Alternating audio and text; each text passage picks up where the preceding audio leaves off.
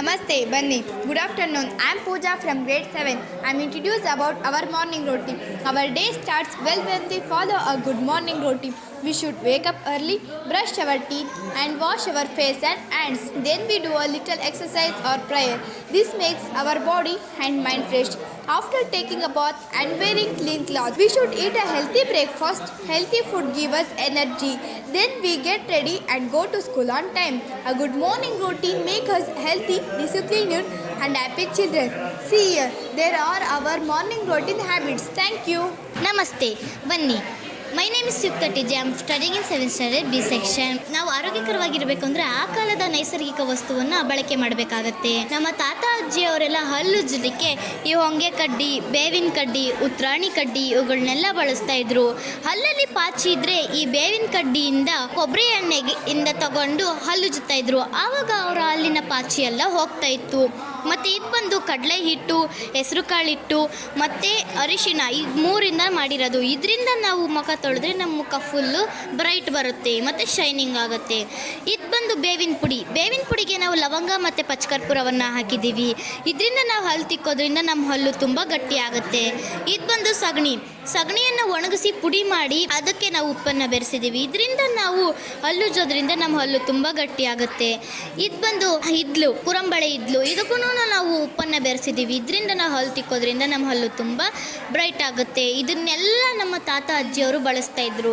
ಹಾಗಾಗಿ ಅವರ ಹಲ್ಲು ಕೂಡ ಗಟ್ಟಿಮುಟ್ಟಾಗಿತ್ತು ಮತ್ತು ಅವರ ಮುಖ ಕೂಡ ಪಳಪಳ ಅಂತ ಹೊಳಿತಾ ಇತ್ತು.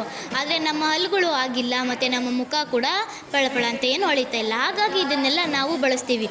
ನೀವು ಬಳಸ್ತೀರಾ ತಾನೇ? ಧನ್ಯವಾದಗಳು. ನನ್ನ ಹೆಸರು ಭರತ್. ನಾನು 7ನೇ ತರಗತಿಯಲ್ಲಿ ಓದುತ್ತಿದ್ದೇನೆ. ಈಗ ನಾವು ಹಳೆ ಕಾಲದ ಪಾತ್ರೆ ಬಗ್ಗೆ ಹೇಳ್ತಿದ್ವಿ. ಹಳೆ ಕಾಲದ ಪಾತ್ರೆಗಳು ನೋಡಿದ್ರೆ ಕಂಚಿನ ಪಾತ್ರೆ, ಹಿತ್ತಾಳೆ ಪಾತ್ರೆ, ಸಾಂಬ್ರಾಣಿ ಪಾತ್ರೆ, ಮಣ್ಣಿನ ಪಾತ್ರೆ ಎಲ್ಲ ಬಳಸ್ತಿದ್ರು. ಆದರೆ ಈಗ ನಾವು ಬಳಸಿರೋ ಪಾತ್ರೆ ನೋಡಿದ್ರೆ ಅಲ್ಯೂಮಿನಿಯಮ್, ನಾನ್ಸ್ಟಿಕ್ ಪಾತ್ರೆ ಮತ್ತು ಪ್ಲಾಸ್ಟಿಕ್ ಲೋಡ್ಗಳನ್ನು ಬಳಸ್ತಿದ್ದೀವಿ. ಈ ಪಾತ್ರೆಗಳು ನಮ್ಮ ದೇಹಕ್ಕೆ ಹಾನಿಕಾರಕ. ಇವುಗಳಿಂದ ನಮ್ಮ ಜೀವನ ಶೈಲಿ ಕಾಯಿಲೆಗಳು ತುಂಬ ಹೆಚ್ಚಾಗಿ. ಉದಾಹರಣೆಗೆ BP, ಶುಗರ್, ಹೊಟ್ಟೆ ಸಮಸ್ಯೆಗಳು ಇನ್ನೂ ಮುಂತಾದ ಕಾಯಿಲೆಗಳು ನಮಗೆ ಬರುತ್ತದೆ. ಮಣ್ಣಿನ ಪಾತ್ರೆ ಊಟ ಮಾಡೋದ್ರಿಂದ ನಮ್ಮ ಹೊಟ್ಟೆ ಸಮಸ್ಯೆಗಳು ದೂರ ಆಗುತ್ತೆ. ಹಿತ್ತಾಳೆ ಪಾತ್ರೆ ಊಟ ಮಾಡೋದ್ರಿಂದ ನಮ್ಮ ಬಿಳಿ ರಕ್ತ ಕಣ ಜಾಸ್ತಿ ಆಗುತ್ತೆ. ನೀವು ಕೇಳಿರ್ಬೋದು ಅಥವಾ ನೋಡಿರ್ಬೋದು, ಆಗಿನ ಕಾಲದಲ್ಲಿ ಬಾಳೆ ಎಲೆ, ಅಡಕೆ ಪಟ್ಟೆ ಮತ್ತು ಕಂಚಿ ಪಾತ್ರೆ ಊಟ ಮಾಡಿಸಿದ್ರು. ನನ್ನ ಹೆಸರು ದೀಪಕ್. ನಾನು 7ನೇ ತರಗತಿಯಲ್ಲಿ ಓದುತ್ತಿದ್ದೇನೆ. ನೀವು ನೋಡಿರ್ಬೋದು, ಈಗ ನಮ್ಮ ಅಜ್ಜಿ ತಾತ ಅಂದರೆ ತುಂಬ ಆರೋಗ್ಯವಾಗಿರೋದು. ನಾವು ಮಣ್ಣಿನ ಪಾತ್ರೆಯಲ್ಲಿ ಅಡುಗೆ ಮಾಡೋದ್ರಿಂದ ನಮಗೆ ಕ್ಯಾಲ್ಸಿಯಮ್, ಕಬ್ಬಿಣದ ಅಂಶ ಸಿಗುತ್ತೆ. ಆದರೆ ಈಗೊಂದು ಮಣ್ಣಿನ ಪಾತ್ರೆಯಲ್ಲಿ ಸ್ಟೀಲಿನ ಪಾತ್ರೆಯಲ್ಲಿ ಅಡುಗೆ ಮಾಡೋದು ಕಡಿಮೆ ಆಗಿದೆ. ಕಾರಣ ಒಂದು ಪ್ಲಾಸ್ಟಿಕ್, ಅಲ್ಯೂಮಿನಿಯಮು, ನಾನ್ಸ್ಟಿಕ್ ಪಾತ್ರೆಗಳು ಕಡಿಮೆ ದುಡ್ಡಿಗೆ ಸಿಗುತ್ತೆ. ನಾವು ಹಳೆ ಕಾಲದ ಪಾತ್ರೆಗಳನ್ನ ಬಳಸಿದರೆ ನಾವು ಅನಾರೋಗ್ಯ ತಪ್ಪೋದು ಕಡಿಮೆ ಆಗುತ್ತೆ. ಅದಕ್ಕೆ ನಾವು ಹಳೆ ಕಾಲದ ಪಾತ್ರೆಗಳನ್ನ ಬಳಸಬೇಕು. ಧನ್ಯವಾದಗಳು. ನನ್ನ ಹೆಸರು ಪ್ರಖ್ಯಾತ್. ನಾನು 7ನೇ ತರಗತಿಯಲ್ಲಿ ಓದುತ್ತಿದ್ದೇನೆ. ಪರಿಪೂರ್ಣ ಆಹಾರ ಸೇವನಾ ವಿಧಾನ. ಆರೋಗ್ಯಕರ ಮತ್ತು ದೈಹಿಕವಾಗಿ ಸದೃಢವಾಗಿರಲು ಆಹಾರವನ್ನು ಸರಿಯಾದ ರೀತಿಯಲ್ಲಿ ಸೇವಿಸುವುದು ಮುಖ್ಯ. ಚೆನ್ನಾಗಿ ಅಗಿದು ತಿನ್ನಿ. ಆಹಾರವನ್ನು 20ರಿಂದ 30 ಬಾರಿ ಅಗಿದು ನುಂಗಬೇಕು. ಇದರಿಂದ ಜೀರ್ಣಕ್ರಿಯೆ ಸುಲಭವಾಗುತ್ತದೆ ಮತ್ತು ಪೌಷ್ಟಿಕಾಂಶಗಳು ದೇಹಕ್ಕೆ ಚೆನ್ನಾಗಿ ಸಿಗುತ್ತದೆ. ಮನಸ್ಸಿಟ್ಟು ತಿನ್ನಿ. ಊಟ ಮಾಡುವಾಗ ಫೋನ್ ಅಥವಾ TV ನೋಡುವುದನ್ನು ತಪ್ಪಿಸಿ. ಇದರಿಂದ ಅತಿಯಾಗಿ ತಿನ್ನುವುದನ್ನು ತಪ್ಪಿಸಬಹುದು. ಸಮತೋಲಿತ ತಟ್ಟೆ, ಬ್ಯಾಲೆನ್ಸ್ಡ್ ಡಯಟ್. ಅರ್ಧ ಭಾಗ ಹಣ್ಣುಗಳು ಮತ್ತು ತರಕಾರಿಗಳು ಮತ್ತು ಕಾಲು ಭಾಗ ಧಾನ್ಯಗಳು, ಅಕ್ಕಿ, ರಾಗಿ ಮತ್ತು ಕಾಲು ಭಾಗ ಪ್ರೋಟೀನ್, ಬೇಳೆಕಾಳುಗಳು ಇರಬೇಕು. ನಮಸ್ಕಾರ, ನನ್ನ ಹೆಸರು ಮಧುಶ್ರೀ. ನಾನು 7ನೇ ತರಗತಿಯಲ್ಲಿ ಓದುತ್ತಿದ್ದೇನೆ. ಊಟ ಮಾಡುವ ವಿಧಾನ. ನಾನು ನಿಮಗೊಂದು ಅತಿ ಮುಖ್ಯವಾದ ವಿಷಯನ ತಿಳಿಸ್ಬೇಕು ಅಂತ ಬಂದಿದ್ದೀನಿ. ಅದರಲ್ಲಿ ನಾವು ಆದಷ್ಟು ಶ್ರಮಿಸಲು ತಿನ್ನೋದು ನಮ್ಮ ಕೈಯಲ್ಲೇ ತಿನ್ನಬೇಕು. ಯಾಕಂದರೆ ನಾವು ನಮ್ಮ ಕೈಯಲ್ಲಿ 5 ಪಂಚಭೂತಗಳನ್ನ ನೋಡ್ಬೋದು. ಅಗ್ನಿ, ವಾಯು, ಆಕಾಶ, ಪೃಥ್ವಿ, ಜಲ. ಈ 5 ಬೆಳೆಯಿಂದ ನಾವು ಆಹಾರವನ್ನು ಸ್ಪರ್ಶ ಮಾಡಿ ತಿಂದಾಗ ನಮ್ಮ ದೇಹಕ್ಕೆ ಹೆಚ್ಚು ಶಕ್ತಿ ಬರುತ್ತೆ. ಅಲ್ಲದೆ ನಮ್ಮ ಬಾಡಿಲಿ ರಸಸಾರ್ವ ಉಂಟಾಗುತ್ತೆ. ಇದು ಆಹಾರ ಜೀರ್ಣಕ್ರಿಯೆಗೆ ಸಹಾಯವಾಗುತ್ತೆ. ಅಲ್ಲದೆ it active 5 sense. First you can see the food, second you can smell it, third you can touch the food, fourth you can taste it, fifth you can hear the crunch. ನಾವು 5 ಬೆಳೆಯಿಂದ ಆಹಾರವನ್ನು ಸ್ಪರ್ಶ ಮಾಡಿದಾಗ ನಮ್ಮ ಮೆದುಳಿಗೆ ಒಂದು signal ಆಗುತ್ತೆ ಮತ್ತು ನಮ್ಮ ಬಾಯಲ್ಲಿ ರಸಸಾರ್ವ ಉಂಟಾಗುತ್ತೆ. ಇದು ಆಹಾರ ಜೀರ್ಣಕ್ರಿಯೆಗೆ ಸಹಾಯವಾಗುತ್ತೆ. ಹಾಗಾಗಿ ನಾವು ಆದಷ್ಟು ನಮ್ಮ ಕೈಯಲ್ಲೇ ತಿನ್ನಬೇಕು. ಧನ್ಯವಾದಗಳು. ನಾವಿವತ್ತು ಮಹಿಳೆಯರ ಆರೋಗ್ಯಕ್ಕೆ ಬೇಕಾಗಿರೋ ಆಹಾರ ಪೋಷಕಾಂಶಗಳ ಬಗ್ಗೆ ಹೇಳಕ್ಕೆ ಇಷ್ಟಪಡ್ತೀವಿ. ಮೊದಲನೇದಾಗಿ ಮಹಿಳೆ ಬಗ್ಗೆ ಹೇಳೋದಾದರೆ ಕುಟುಂಬದ ಆಧಾರ ಸ್ತಂಭನೇ ಒಬ್ಬ ಮಹಿಳೆ. ಅವಳ ಆರೋಗ್ಯ ಚೆನ್ನಾಗಿದ್ದರೆ ಮಾತ್ರ ನಮ್ಮ ಕುಟುಂಬ ಆಗಿರ್ಬೋದು, ನಮ್ಮ ಸಮಾಜ ಆಗಿರ್ಬೋದು ಚೆನ್ನಾಗಿರೋಕ್ಕೆ ಸಾಧ್ಯ. ಹಾಗಾಗಿ ಅವಳು ಉತ್ತಮ ಸಮತೋಲನಯುಕ್ತ ಪೋಷಕಾಂಶ ಇರುವ ಆಹಾರನ ಸೇವಿಸಬೇಕು. ಈಗ ಎಕ್ಸಾಂಪಲ್, ಈಗ ರಾಗಿ ಆಗಿರ್ಬೋದು, ಎಳ್ಳು, ಹಾಲು, ಮೊಸರು ಇದನ್ನು ತಿನ್ನೋದ್ರಿಂದ ಮಹಿಳೆಯರ ಎಲುಬುಗಳು ಬಲಪಡ್ತವೆ. ಅದೇ ರೀತಿ ತರಕಾರಿಗಳಲ್ಲಿ ನೋಡೋದಾದರೆ ಗೆಡ್ಡೆಕೋಸು ಆಗಿರ್ಬೋದು, ಪಾಲಕ್ ಸೊಪ್ಪು, ಮೆಂತ್ಯ ಸೊಪ್ಪು, ಇದರಲ್ಲಿ ಕಬ್ಬಿಣ ಮತ್ತು ಕ್ಯಾಲ್ಸಿಯಂ ಜಾಸ್ತಿ ಇರುತ್ತೆ. ಇದು ನಮ್ಮ ರಕ್ತಹೀನತೆಯನ್ನು ತಡೆಗಟ್ಟುತ್ತೆ, ನಮ್ಮ ಮೂಳೆಗಳನ್ನು ಬಲಪಡಿಸೋಕ್ಕೆ ಸಹಾಯ ಮಾಡುತ್ತೆ. Leafy green, spinach, palak, fenugreek leave, methi, kale and broccoli are packed with iron and calcium, crucial for preventing anemia for boost immunity. ಈಗ ಹಣ್ಣುಗಳನ್ನು ನೋಡೋದಾದರೆ ಪಪ್ಪಾಯಿ ಆಗಿರ್ಬೋದು, ದಾಳಿಂಬೆ, ಕಿತ್ತಳೆ ಇದರಲ್ಲಿ ಆ್ಯಂಟಿ ಆಕ್ಸಿಡೆಂಟ್ ಮತ್ತು ವಿಟಮಿನ್ C ಜಾಸ್ತಿ ಇರುತ್ತೆ. ಇದು ನಮ್ಮ ಚರ್ಮದ ಕಾಂತಿನ ಹೆಚ್ಚುತ್ತೆ, ನಮ್ಮ ದೇಹದಲ್ಲಿರುವ ರೋಗ ನಿರೋಧಕ ಶಕ್ತಿಯನ್ನು ಬಲಪಡಿಸೋಕ್ಕೆ ಸಹಾಯ ಮಾಡುತ್ತೆ. Fruits papaya, orange, pomegranate are provide antioxidant and vitamin C which improve skin health and boost immunity. I am Yashaswini from 7. Calcium rich dairy, agar milk are vital for the bone health, especially to provide osteoporosis in later stages of life. ಹಾಗೂ ಮಹಿಳೆಯರಿಗೂ calcium ಭರಿತ dairy ಉತ್ಪನ್ನ ಕೂಡ ಅಗತ್ಯವಿರುತ್ತದೆ. ಇದಕ್ಕೆ ಸಂಬಂಧಪಟ್ಟಂತೆ ಹಾಲಾಗಿರ್ಬೋದು, ಮೊಸರು, ಮೂಳೆಗಳ ಬಲಕ್ಕೆ ಅಗತ್ಯವಿರುತ್ತದೆ. ವಿಶೇಷವಾಗಿ 40 ವರ್ಷ ಆದಮೇಲೆ osteoporosis ಎಂಬ ಕಾಯಿಲೆ ಬರೋಕ್ಕೆ ಕಾರಣವೇನೆಂದರೆ ಇದು ಕ್ಯಾಲ್ಸಿಯಂ ಕಡಿಮೆ ಇರೋದ್ರಿಂದ ಬರುತ್ತದೆ. ಮೂಳೆಗಳ ಬಲ ಇರುತ್ತೆ, ಇದರಲ್ಲಿ ವಿಟಮಿನ್ ಡಿ ಕಡಿಮೆ ಇರೋದ್ರಿಂದ ಮಹಿಳೆಯರಿಗೆ ಸೊಂಟ ನೋವು, ಕೈಕಾಲು ನೋವು ಬರುತ್ತದೆ. Fatty fish, salmon, sardine and mackerel excellent sources of omega 3 which help hormone levels. ಇನ್ನು ಮಾಂಸಾಹಾರಿಯ ಒಂದು ವಿಧವಾದ ಮೀನಿನ ಬಗ್ಗೆ ತಿಳ್ಕೊಳ್ಳೋಣ. ಮುಖ್ಯವಾಗಿ 2 ಥರ ಮೀನು ಇರ್ತವೆ. ಅದು ಯಾವುದಪ್ಪ ಅಂದರೆ ಮೊದಲಾಗಿ ಸಾಲ್ಮಿನ್ ಮತ್ತು ಸಾರ್ಡಿನ್ ಮೀನುಗಳು. ಇವು ಒಮೆಗಾ 3ರ ಉತ್ತಮ ಮೂಲ ಇರ್ತವೆ. ಇವು ನಮ್ಮ ದೇಹದಲ್ಲಿರುವ ಹಾರ್ಮೋನ್ ಸಮತೋಲನಕ್ಕೆ ಸಹಾಯ ಮಾಡ್ತದೆ. I am Manasvi from grade 6. Nuts and seeds, almond, walnuts, chia seeds, flax seeds, pumpkin seeds are provided healthy fats, protein and omega 3 fatty acid, heart and brain are healthy. ಈಗ ನಾವು ಬೀಜಗಳು ಮತ್ತು ಒಣಗಿದ ಹಣ್ಣುಗಳ ಬಗ್ಗೆ ತಿಳ್ಕೊಳಕ್ಕೆ ಬಂದರೆ ಬಾದಾಮಿ ಆಗಿರ್ಬೋದು, ವಾಲ್ನಟ್ಸ್ ಆಗಿರ್ಬೋದು, ಕಾಮಕಸ್ತೂರಿ ಬೀಜ, ಅಗಸೆ ಬೀಜ, ಕುಂಬಳ ಬೀಜ ಇವುಗಳಲ್ಲಿ ಪ್ರೋಟೀನ್ ಮತ್ತು ಒಮೆಗಾ 3 ಇರೋದ್ರಿಂದ ನಮ್ಮ ಹೃದಯ ಮತ್ತು ಮೆದುಳಿನ ಆರೋಗ್ಯಕ್ಕೆ ಉತ್ತಮ ಆಹಾರ ಅಂತೇಳಿ. Grains and legends, oats, brown rice, quinoa are having high fibre level and maintaining blood sugar level. ಈಗ ನಾವು ಧಾನ್ಯಗಳು ಮತ್ತು ಬೇಳೆಕಾಳುಗಳ ಬಗ್ಗೆ ತಿಳ್ಕೊಳಕ್ಕೆ ಬಂದರೆ ಓಟ್ಸ್ ಆಗಿರ್ಬೋದು, ಬ್ರೌನ್ ರೈಸ್, ಕಿನೋವಾ ಇವುಗಳಲ್ಲಿ ಅತಿ ಹೆಚ್ಚು ಫೈಬರ್ ಅಂಶ ಇರುತ್ತೆ ಅಂತ ಹೇಳ್ಬೋದು. Thank you. ನಮಸ್ಕಾರ, ನನ್ನ ಹೆಸರು ತೇಜಸ್. ನಾನು 7ನೇ ತರಗತಿಯಲ್ಲಿ ಓದುತ್ತಿದ್ದೇನೆ. ನಾವು ಜೀವನ ಶೈಲಿ ಕಾಯಿಲೆಗಳನ್ನು ಸಮರ್ಥಿಸೋದು ಹೇಗೆ ಅಂತ ನೋಡೋಣ. ನಮ್ಮ ಇವತ್ತಿನ ದಿನಚರಿ ಹೇಗಿದೆ ಅಂದರೆ, ಬೆಳಗ್ಗೆ ಎದ್ದವರು ಸಂಜೆ ಇರಲ್ಲ, ಸಂಜೆ ಇದ್ದವರು ನಾಳೆ ಇರ್ತಾರೆ ಇರಲ್ವೋ ಗೊತ್ತಿಲ್ಲ. ಹೀಗಾಗಿದೆ ಈಗಿನ ಜೀವನ. ಹಳೆ ಕಾಲದ ಜನರು ಹೇಗೆ ಅಷ್ಟೊಂದು ಗಟ್ಟಿಯಾಗಿದ್ರು ಅಂದರೆ ಅವ್ರು ತಿನ್ನೋ ಆಹಾರ ಆಗಿರ್ತಿತ್ತು. ಅವ್ರು ಎಷ್ಟು ತಿಂತಾ ಇದ್ರು ಅದಕ್ಕೆ ತಕ್ಕಂತೆ ತಮ್ಮ ದೇಹನ ಕೆಲಸ ಮಾಡೋ ಮೂಲಕ ದಂಡಿಸ್ತಾ ಇದ್ರು. ಅವ್ರು ಮಾಡೋ ಕೆಲಸದಿಂದ ಅವ್ರ ದೇಹದಲ್ಲಿ ಕೊಬ್ಬಿನಾಂಶ ಉಳಿತಿರ್ಲಿಲ್ಲ. ಹಾಗಾಗಿ ಅವರಿಗೆ ಹೆಚ್ಚಾಗಿ ರೋಗಗಳು ಬರ್ತಾ ಇರಲಿಲ್ಲ. ಈಗಿನ ಕಾಲದ ಜನರು ಹೆಚ್ಚಾಗಿ ಕರಿದ ಹೊರಗಡೆ ಆಹಾರ ತಿಂತಾ ಇದ್ದಾರೆ. ಉದಾಹರಣೆಗೆ ಜಂಕ್ ಫುಡ್, ಫಾಸ್ಟ್ ಫುಡ್ಗಳನ್ನು ರುಚಿಗೋಸ್ಕರ ಹೆಚ್ಚಾಗಿ ಸೇವಿಸ್ತಿದ್ದಾರೆ. ಇದರಿಂದ BP, ಶುಗರ್, ಕ್ಯಾನ್ಸರ್ ಇನ್ನು ಮುಂತಾದ ಕಾಯಿಲೆಗಳನ್ನು ಎದುರಿಸುವ ಪರಿಸ್ಥಿತಿ ಬಂದ್ಬಿಟ್ಟಿದೆ. ಈ ಕಾಯಿಲೆಗಳು ನಮಗೆ ಹೇಗೆ ಬರ್ತವೆ, ಇವುಗಳನ್ನು ತಡೆಗಟ್ಟೋದು ಹೇಗೆ ಅಂತ ನೋಡೋಣ. BP ನಮಗೆ ಹೇಗೆ ಬರುತ್ತೆ ಅಂದರೆ, ಅತಿಯಾದ ಮಾನಸಿಕ ಒತ್ತಡ, ದೈಹಿಕ ಒತ್ತಡ ಮತ್ತು ಧೂಮಪಾನದಿಂದಲೂ ಬರುತ್ತೆ. ಇದನ್ನು ತಡೆಗಟ್ಟಬೇಕಾದ್ರೆ ಉಪ್ಪನ್ನು ಕಡಿಮೆ ಬೆಳೆಸಬೇಕು. ದಿನನಿತ್ಯ ವ್ಯಾಯಾಮ, ಧ್ಯಾನ ಮತ್ತು ಆರೋಗ್ಯಕರವಾದ ಆಹಾರ ತಿಂದರೆ ಸಾಕು, ನಿಮ್ಮ BPಯು ದೂರವಾಗುತ್ತೆ. ಮಧುಮೇಹ ಅಂದರೆ ಸಕ್ಕರೆ ಕಾಯಿಲೆ. ಈಗಿನ ಕಾಲ ಚಿಕ್ಕ ಮಕ್ಕಳಿಗೂ ಕೂಡ ಸಕ್ಕರೆ ಕಾಯಿಲೆ ಬರ್ತಾ ಇದೆ. ಈ ಕಾಯಿಲೆ ಹೇಗೆ ಬರುತ್ತೆ ಅಂದರೆ, ಅತಿಯಾದ ವೈಟ್ ಫುಡ್ ಸೇವನೆ ಅಂದರೆ ಮೈದಾ, ಅಕ್ಕಿ, ಸಕ್ಕರೆಯಿಂದ ತಯಾರಾದ ಪದಾರ್ಥಗಳನ್ನು ಹೆಚ್ಚಾಗಿ ಸೇವಿಸೋದ್ರಿಂದ ಈ ಕಾಯಿಲೆ ಬರ್ತಾ ಇದೆ.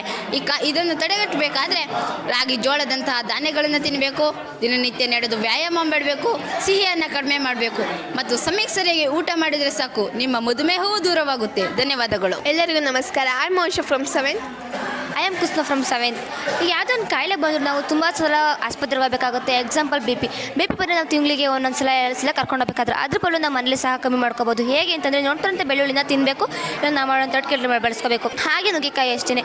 ನುಗ್ಗೆಕಾಯಲ್ಲಿ ತುಂಬ ಪ್ರೋಟೀನ್ ಜಾಸ್ತಿ ಇರೋದ್ರಿಂದ ಇದು ನಮ್ಮ ದೇಹದ BP ಎಲ್ಲ ರಕ್ತದೆಲ್ಲ ಜಾಸ್ತಿ ಆಗೋ ಹಾಗೆ ಮಾಡುತ್ತೆ. BP ಇರೋ ಮನುಷ್ಯರು ಜಾಸ್ತಿ ಉಪ್ಪು ತಿನ್ನಬಾರ್ದು. ಹಾಗೆ ನೀವು ಬೆಳಗ್ಗೆ ನೋಡ್ತಿರೋಂಥ ಈ ಬಾದಾಮಿನ ನೈಟು ನೆನೆಸಿಟ್ಟು ನೀವು ಮಕ್ಕಳಿಗೆ ತಿನ್ನಿಸಿದ್ರೆ ಬೆಳಗ್ಗೆ ಎದ್ದ ತಕ್ಷಣ ಮಕ್ಕಳು ಬುದ್ಧಿ ತುಂಬ ಚುರುಕಾಗುತ್ತೆ.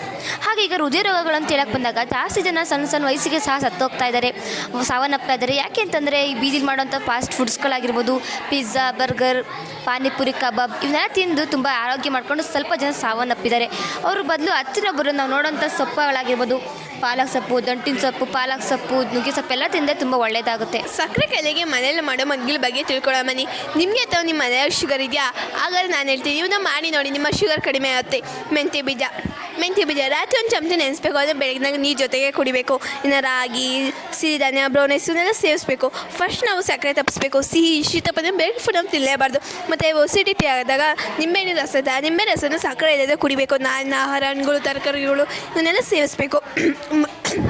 ಜೀರ್ಣಕ್ರಿಯೆ ಸಮಸ್ಯೆ ಬಂದಾಗ ಮಜ್ಜಿಗೆ, ಶುಂಠಿ, ಬೆಳ್ಳುಳ್ಳಿ, ಜೀರಿಗೆ ಇವನ್ನೆಲ್ಲ ಹಾಕಿಡೋದು ನಿಮ್ಮ ಜೀರ್ಣಕ್ರಿಯೆ ತುಂಬ ಸುಲಭವಾಗುತ್ತೆ. ಧನ್ಯವಾದಗಳು. ನಮಸ್ಕಾರ, ನನ್ನ ಹೆಸರು ದಿವ್ಯ. ನಾನು 6ನೇ ತರಗತಿಯಲ್ಲಿ ಓದುತ್ತಿದ್ದೇನೆ. ನನ್ನ ಶಾಲೆಯ ಹೆಸರು PM ಶ್ರೀ KPS ನುಣಕೆರೆ.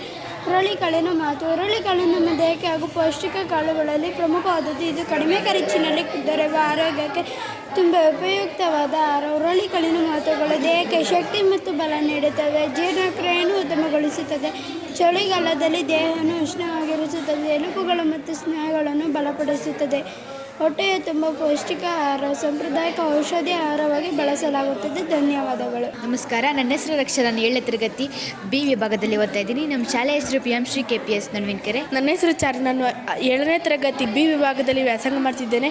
ನಮ್ಮ ಶಾಲೆ ಹೆಸರು PM ಶ್ರೀ KPS ನಡುವಿನಕೆರೆ. ಒಣಗಿಸಿ ತಿನ್ನಬಹುದಾದ ಹಣ್ಣುಗಳು ಮತ್ತು ಅವುಗಳ ಉಪಯೋಗದ ಬಗ್ಗೆ ಹೇಳಕ್ಕೆ ಇಷ್ಟಪಡ್ತೀನಿ. ಮೊದಲನೇದಾಗಿ ನಾವು ನೋಡೋದಾದರೆ ನಾವು ದ್ರಾಕ್ಷಿ ಹಣ್ಣನ್ನು ನೋಡೋಣ. ದ್ರಾಕ್ಷಿ ಹಣ್ಣಿಂದ ತಿನ್ನೋದ್ರಿಂದ ನಮ್ಮ ದೇಹದಲ್ಲಿ ರಕ್ತಹೀನತೆ ಕಡಿಮೆ ಆಗಿರೋ ರಕ್ತಹೀನತೆ ಜಾಸ್ತಿ ಆಗುತ್ತೆ ಮತ್ತು ನಾವು ತೂಕ ನಿಯಂತ್ರಣಕ್ಕೆ ತುಂಬ ಸಹಾಯಕವಾಗಿದೆ. ಕೊಬ್ಬರಿ ತಿನ್ನೋದ್ರಿಂದ ನಮಗೇನಪ್ಪ ಉಪಯೋಗ ಅಂತಂದರೆ, ಈಗ ದೂರದಲ್ಲಿರೋ ವಸ್ತು ಕಾಣಿಸ್ತಾ ಇಲ್ಲ, ಕಣ್ಣು ಮಂಜಾಗ್ತಾ ಇದೆ ಅನ್ನೋದಾದರೆ ಕೊಬ್ಬರಿ ತಿನ್ನಿ. ಕೊಬ್ಬು ಕೂಡ ಇದು ಐರನ್ ಕಂಟೆಂಟ್ ಕೂಡ ಇದರಲ್ಲಿ ಜಾಸ್ತಿ ಇರುತ್ತೆ. ಹಾಗೆ ತೂಕ ನಿಯಂತ್ರಣಕ್ಕೆ ಕೂಡ ಇದು ತುಂಬ ಒಳ್ಳೆಯದು ಅಂತಲೇ ಹೇಳ್ಬೋದು. ಒಣ ಆಪಲ್ ತಿನ್ನೋದ್ರಿಂದ ನಮ್ಮ ದೇಹದಲ್ಲಿ ರಕ್ತಹೀನತೆಯೂ ಕೂಡ ಕಡಿಮೆ ಆಗುತ್ತೆ ಮತ್ತು ನಮ್ಮ ದೇಹದಲ್ಲಿ ರೋಗ ನಿರೋಧಕ ಶಕ್ತಿಯನ್ನು ಹೆಚ್ಚೋಕ್ಕೆ ತುಂಬ ಸಹಾಯಕವಾಗಿದೆ. ಮತ್ತು ಇದರಲ್ಲಿ ನಾವು ಪದೇ ಸುಸ್ತಾಗಿ ಬೀಳ್ತಾ ಇದ್ದೀವಿ ಅಂದರೆ ಇದು ಫೈಬರ್ ಕಡಿಮೆ ಆಗಿದೆ ಅಂತ ಡಾಕ್ಟ್ರ್ ಹೇಳ್ತಾರೆ. ಡಾಕ್ಟ್ರ್ ಹತ್ರ ಓದ್ಕಿನ್ನ ಬೆಟರ್ ಅಂದರೆ ನಾವು ಆ್ಯಪಲ್ ತಿನ್ನೋದ್ರಿಂದ ಇದರಲ್ಲಿ ಫೈಬರ್ ಹೆಚ್ಚಾಗಿರುತ್ತೆ ಮತ್ತು ಇದು ನಮಗೆ ಆರೋಗ್ಯಕ್ಕೆ ತುಂಬ ಒಳ್ಳೆಯದು. ಬಾಳೆಹಣ್ಣು ನಿಮ್ಮ ಮನೇಲಿ ಬಾಳೆಹಣ್ಣು ನಮ್ಗೆ ಕೊಳಿತಾ ಇದೆ, ನಮಗೆ ಬಾಳೆಹಣ್ಣು ಜಾಸ್ತಿ ತಿನ್ನೋಕ್ಕಾಗ್ತಾ ಇಲ್ಲ ಅಂತ ಚಿಂತೆನೇ ತಗೋಬಿಡಿ. ಬಾಳೆಹಣ್ಣು ತೆಳುವಾಗಿ ಕಟ್ ಮಾಡಿ ಬಿಸಿಲಲ್ಲಿ ಒಣಗಿಸಿ ಇದನ್ನು ತಿನ್ನೋದ್ರಿಂದ ಎಷ್ಟು ಆರೋಗ್ಯಕರವಾದ ಆಹಾರ ಅಂದರೆ ಇದು ಕೂಡ ಒಂದಾಗಿದೆ. ಇದರಲ್ಲಿ ಪೊಟ್ಯಾಷಿಯಂ ಕಂಟೆಂಟ್ ತುಂಬ ಇರುತ್ತೆ. ಜೀರ್ಣಕ್ರಿಯೆಗೆ ಕೂಡ ಇದು ತುಂಬ ಒಳ್ಳೆಯದು.